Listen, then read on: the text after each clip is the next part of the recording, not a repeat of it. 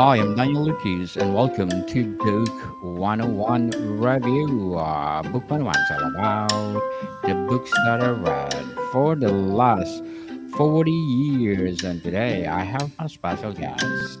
He's the author of the book Your Mindset is Your Reality, no other than Mr. John Borden. Great to meet you, Daniel. Welcome to Book 101, Mr. John, and can you please introduce more about yourself? Yeah, so most definitely, Daniel. My name is John Borden. I live in St. Petersburg, Florida, where I've been for the last 3 years after spending the majority of my life in the northeast coast of New Jersey.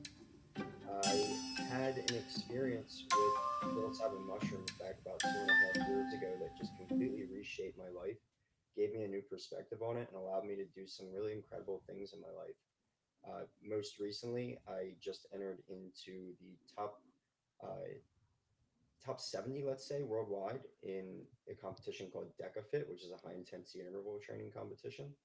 Last week, I ran a marathon, and the week before that, I competed in a strongman competition where I was awarded a special prize called the Spirit of Strength Award given to me for incredible effort that I showed during the contest. So I'm the type of person that just likes to challenge myself as much as I possibly can, and I coach people physically on how to do the same for themselves and unlock their limiting beliefs to find the true strength that they have. Mr. John Borden, thank you so much for sharing your talents to the world. So, how does the concept of your mindset is your reality? Well, so it's a book that really details my history. And I grew up in an environment that's probably not so different than a lot of other American males. A large majority of my self worth was placed into, what other people thought of me, how I was perceived in the world, and it manifested in a lot of short term validation seeking, whether that be, from alcohol, drugs, pornography, women in general, gambling, short term fixes to, really what it was a long term problem. And that was that I just didn't really have self confidence. But then, you know, through the experiences that I detail in the book, I was able to unravel a lot of things that kept me locked into bad habits, became determined to blaze a better path for myself, and continue to work every day to make that a reality for myself. So, Mr. John, can you tell us part of the book about mental health? hmm Yeah, so really the biggest thing is that, you know, psilocybin has the ability to truly let you examine yourself and figure out what it is that's locking you up. So for me, I had been diagnosed with anxiety and was taking SSRIs to manage that for a number of years. And I never really understood what anxiety was. I knew that I had it because a doctor told me that I had it, but it wasn't until psilocybin that I was able to really think through exactly what was happening in my brain when anxious environments would come up, and then choose to evaluate those situations differently and really take control of my thoughts and emotions and the way that I process the things happening to me. So, I went into the experience with psilocybin having really no idea of what my emotions were, what I was feeling on a regular basis. And through the experience, was granted the clarity to be able to evaluate exactly what was happening and decide to just no longer be anxious. So, can you tell us also the addiction, the connection of being addicted to something to your mental health? hmm Yeah. So, when it comes to the addictions that I dealt with, you know, primarily alcohol, cocaine, and then the addiction to short term pleasure, whether that be pornography, women, so on and so forth. And all of that was a coping mechanism for the things that I felt but couldn't really evaluate on my own. And so, where I started to use alcohol when I was a teen to deal with social anxiety, it became a predetermined way for me to attack that. So, as I would get anxious in social situations, I would start drinking and keep drinking and keep drinking, and I really didn't have a shut off switch. Eventually, cocaine got introduced to help me continue to drink for longer and maintain some sort of mental cognition throughout that drinking phase. And it just followed this pattern where, no matter where I was, no matter what I was doing, I always had to have a drink. Cocaine was often involved. And it was years and years and years of basically every weekend getting blackout drunk, using cocaine as well, and chasing those short-term pleasures. So, how does the book define the connection between mindset and reality? Yeah, well, so really, the way to think about it is that we can evaluate everything that's happened to us through whatever lens we choose to. And so, you know, in my earlier life, I was anxious, I was, depressed. I wasn't diagnosed with depression, but evaluating how I felt after I was able to realize what I was going through, it was clearly depression. And what led to that was my evaluation of the things that had happened to me earlier in life. Whether that being getting fired from a job that I didn't feel was, my fault at the time, or making decisions with my own life that I felt forced into rather than having the autonomy to. I had framed all of those in a very negative way that made me think about the things that happened in my past solely in a, oh, woe is me, I can't have control over my own life sort of way. But as I went through my transformational experience with the psilocybin, I was able to think through those things and realize that it wasn't the events themselves that made me anxious or depressed. It was my own way of evaluating my choices and my own autonomy through those situations. And so, over the span of about a month, I went through this transformational process and I looked at it and I said, oh my God, my whole life is completely different. But the only thing that changed, nothing that happened to me earlier in life changed. It was only the way I thought about it. And so I sent a text to my mom with the title of the book, Your Mindset is Your Reality. And after I started writing, I realized that that needed to be the title because that was the primary teachings of my experience with the psilocybin.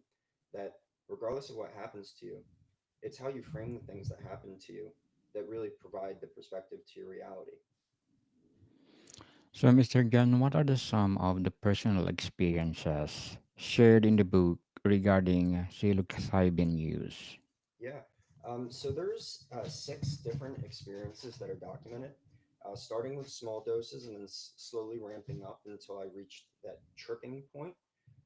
And so throughout each one, I bring the reader through exactly what my thought process was going into the experience, what came up for me during that experience, and then how I implemented what I learned through those experiences into my life moving forward. So, how does the book differentiate between recreational and therapeutic, therapeutic use of psilocybin? Yeah, well, so that's a little bit of a gray area because my experience was intended to be recreational, but the transformational experience happened whether I wanted it to or not, which is really the crux of the book is that these are substances that right now are being evaluated very heavily for their efficacy for mental health reasons. But I wasn't a person that really would have qualified for any of the trials going on right now. I wasn't a cancer patient fearing death. I wasn't a soldier returning home from war. I had addictions, but it wasn't like somebody told me that I needed to go to an addiction rehab facility or anything like that. But I was able to realize all of these things about myself on my own just by going into this recreational experience with an open mind and not being afraid of what came up for me. So I believe that the more that humans in general have access to these types of modalities, the more healing that's going to come, whether it's intended to be recreational and it ends up being an incredible experience, or if it is therapeutic in use, which right now I advocate for that more than I do the recreational side, just based off my experience. So, what are some of the mental health improvements for you as a personal? Yeah. So, I mean, really, the biggest thing is I no longer drink. I've gone over a year now without any alcohol. And for the year that followed my psilocybin experience, I had cut that down from blacking out every weekend to only having like, three drinks when I would go out. But then I just realized that drinking just wasn't for me. I didn't like how it affected my brain. It didn't like how it affected my gut. The anxiety afterwards. I stopped using cocaine on the spot after about 10 years of cocaine usage. I stopped chewing tobacco. I stopped watching porn. I stopped chasing women just for the pursuit of it. And so all of these things, I just reevaluated where my values were in life and was able to consciously make a choice to be better. And then within that process, I refound my love for physical fitness. And it's something that had always been a part of my life, and I had dedicated a great amount of time to throughout my teens and 20s.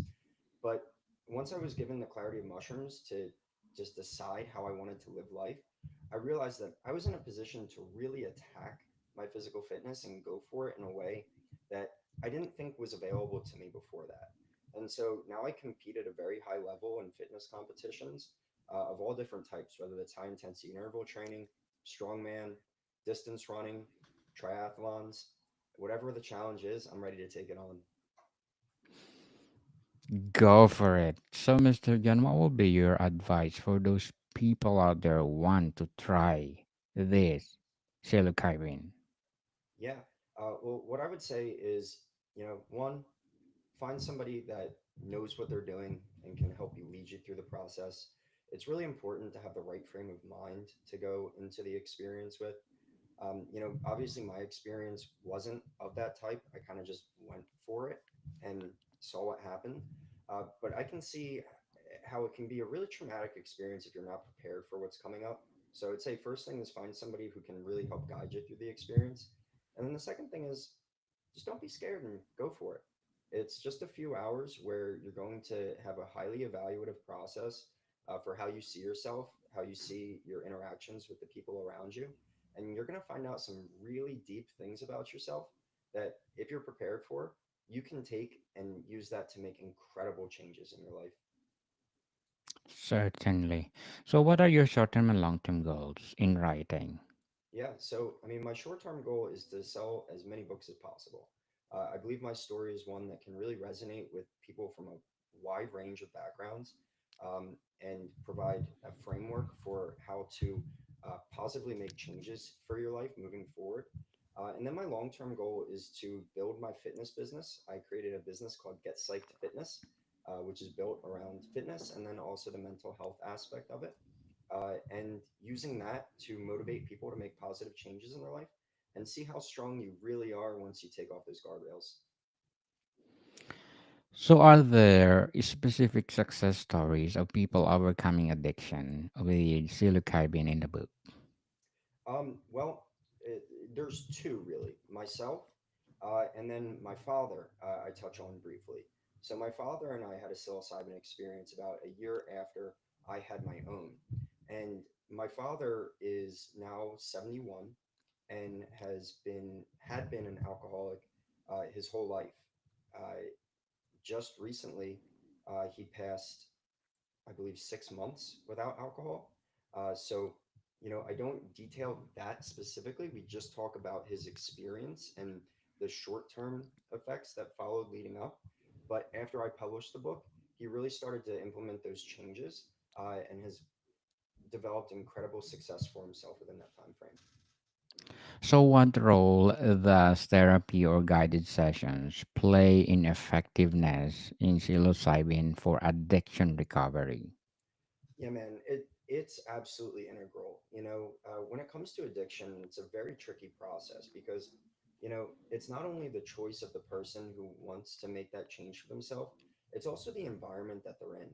And so having a support person or group who's able to, be your confidant and help guide you through that process of transformation out of what it looks like to live life as someone who is addicted to a substance, whether alcohol or otherwise, and then to create their new life after that experience. And bridging that gap is hyper important. And having somebody who you can lean on for support is absolutely integral to making sure that those changes stick properly. So, Mr. John, how does the book explore the concept of ego dissolution in relation to mindset shift? Yeah, well, so the first time that I tripped, I had one of those ego dissolution moments, right? And when you take psilocybin, what happens is it speeds up the part of the brain associated with empathy and slows down the part of the brain associated with your sense of self-importance. And so when those combination of things happen, it really makes you aware of how important other people are and how insignificant you are. I had a moment where I was on the beach after my second experience with psilocybin. And I'm watching this sunset, and I'm just in complete awe of how beautiful this sunset is and how lucky I am to get to experience it.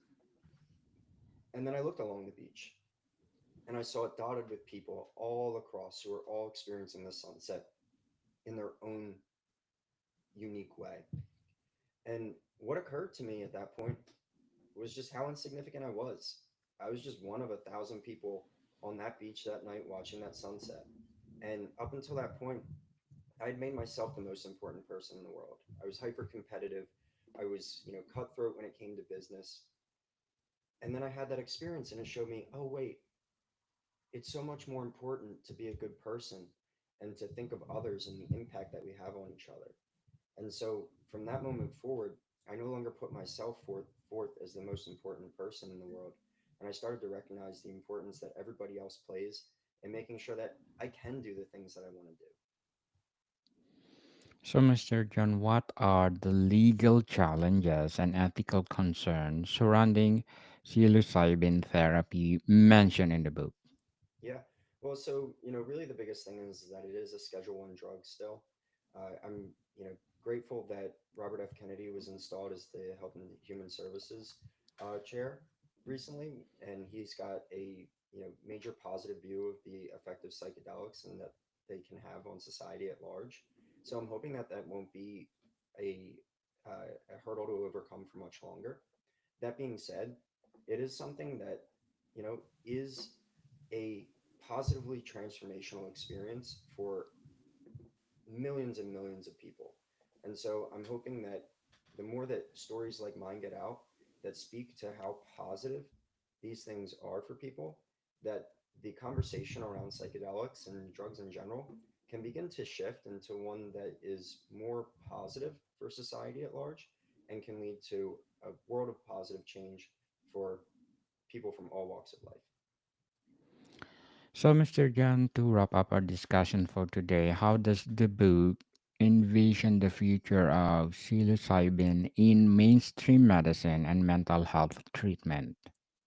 Yeah, so my assumption is that it's going to follow a track similar to marijuana in that it's going to be medically legal before it becomes, recreationally legal. And regardless of how it gets to people, that's an important first step because there's so much that can be gained from these things that even if it does come with a pharmaceutical aspect to it, at least it's getting to people and at least the knowledge around the positives start to get out there.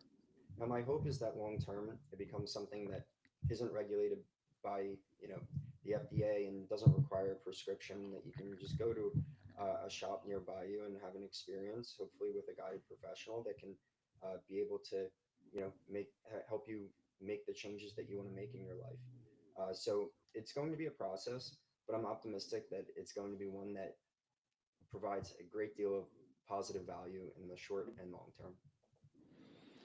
Mr. John Broden, thank you so much for sharing your mindset is your reality.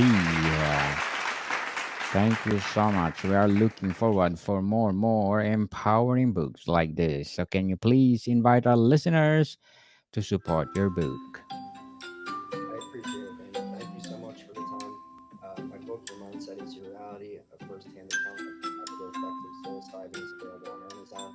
And if you want to check in on me, my Instagram is at Johnny B, JohnnieBee. Johnny B. People that support Mr. John Borden because if you support him, as I said, more empowering books like this to come. So, Mr. John, thank you for your time. Thank you, Daniel. More to come, people. See you soon.